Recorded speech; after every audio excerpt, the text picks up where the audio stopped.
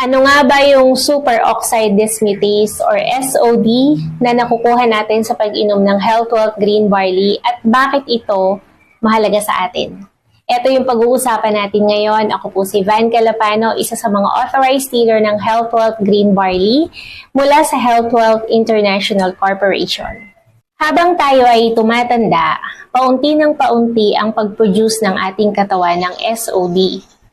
At kapag ang ating katawan ay kulang sa SOD, maiipon ang mga free radicals sa ating katawan at ito ay pwedeng magdulot sa atin ng oxidative stress-related diseases. Kapag sinabing oxidative stress, ito yung meron kang imbalance between two types of molecules sa iyong katawan, which are free radicals and antioxidants. In other words, mas marami ang free radicals kaysa antioxidants. At kapag mas marami ang free radicals, mas harmful ito sa ating cells and tissues. Ang SOD ay maaring makuha sa iba't ibang paraan.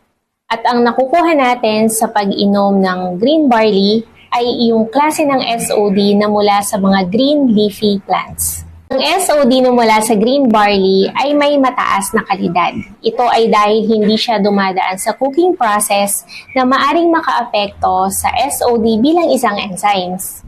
Heto naman ang ilan sa mga mahalagang benefits na makukuha natin mula sa SOD. Unang-una na rito ang protection against oxidative stress. Ito yung nauna ko nang ipinaliwanag kanina. Second, it improves our immune function. Ito ay nagpapalakas sa ating immune system at kapag tayo ay malakas ang immune system, makakaiwas tayo sa maraming uri ng karamdaman. Tumutulong din ito sa ating cardiovascular health support. Ibig sabihin, pinatitibay nito ang ating cardiovascular system na bumubuo sa ating puso at mga ugat na daluyan ng ating dugo. Skin protection. Ito ay tumutulong sa ating balat para maprotektahan ito sa ultraviolet rays at pinapabagal din ito ang pagkulubot ng ating balat. Next is reduction of pain and inflammation. Ang SOD ay meron ding analgesic and anti-inflammatory properties na tumutulong upang mabawasan ang pananakit ng mga pamamaga ng ating katawan. Ito na siguro yung best explanation kung bakit kapag nakainom tayo ng green barley, magaan yung katawan natin at mabilis tayo SOD also supports brain health.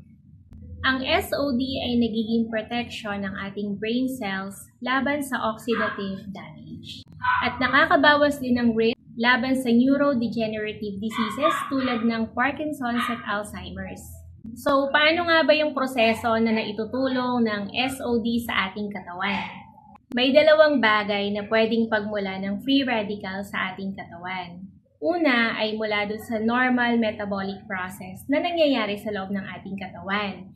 Yung pangalawa naman ay mula dun sa mga galing sa labas na ipinapasok natin sa ating katawan tulad ng pagkain, inumin at hangin na nalalangkap natin. Ngayon, kapag mas marami na ang free radicals sa ating katawan, kaya na nitong sirain ang ating mga cells and tissues na pwedeng maging dahilan ng ating pagkakasakit. Pero dahil sa SOD, kaya nitong i-balance ang free radicals sa pamamagitan ng pag-convert ng superoxide into hydrogen peroxide, which is a lesser toxic molecules in our body. Ang other enzymes at antioxidants naman sa ating katawan tulad ng glutathione and catalase ay kayang i-remove ang hydrogen peroxide mula sa ating katawan. Dahil alam mo na ang mga ito, madali mo nang maipapaliwanag ang benefits ng Health Wealth Green Barley sa iyong mga prospects. At kung ikaw naman ay isa din sa mga users na gumagamit ng green barley, mauunawaan mo na ngayon kung bakit ba siya talaga mahalaga at bakit mo ito kailangang inumin.